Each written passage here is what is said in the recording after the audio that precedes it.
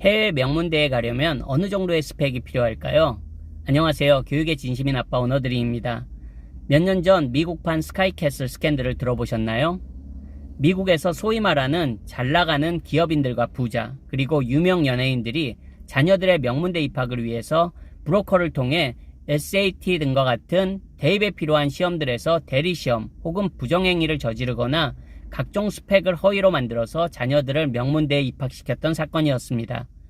미국에서도 엄청난 반향을 일으킨 사건이었고 실제로 몇몇의 유명 연예인은 이 사건으로 실형을 받기도 했습니다. 저희 아이도 이번 입시에서 홍콩에 소재한 몇몇 대학교들에 지원했습니다. 공대 쪽이고 경쟁률이 높다 보니 지원한 학생들의 스펙이 놀라울 정도로 높은 경우들이 많이 보입니다. 성적은 기본입니다.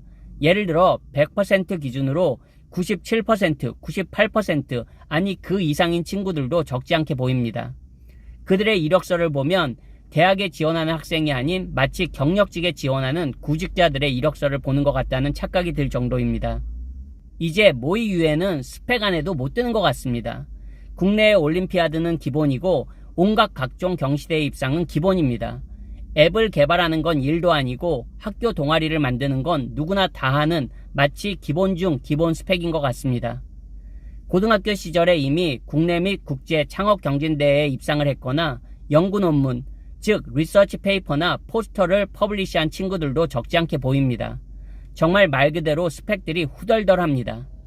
해외 입시 컨설팅을 하고 있는 제가 보기에도 숨이 턱하고 막힐 정도의 고스펙들의 지원자가 넘쳐납니다.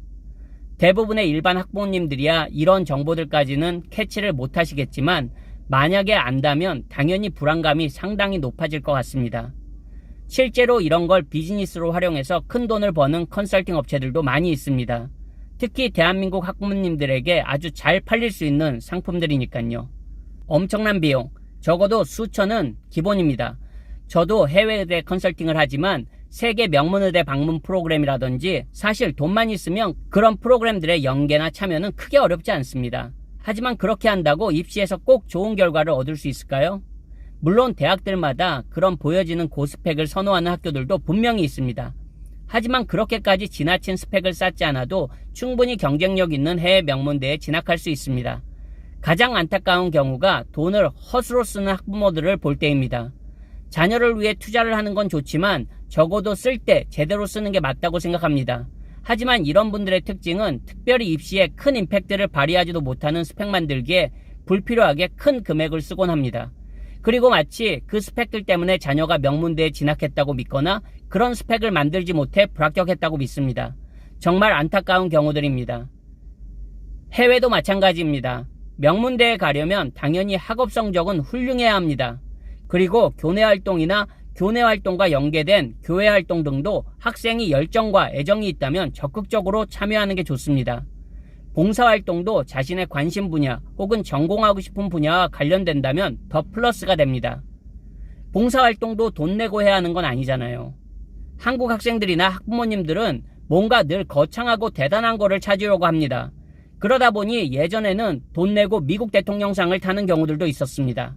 하지만 명문대에서 뽑고 싶어하는 학생들은 늘 그런 학생들은 아닙니다. 한국 사람들의 눈에는 그게 뭐야? 그게 스펙이 돼? 하는 작은 활동에서도 꾸준함과 자기만의 스토리를 만들어낼 수 있습니다.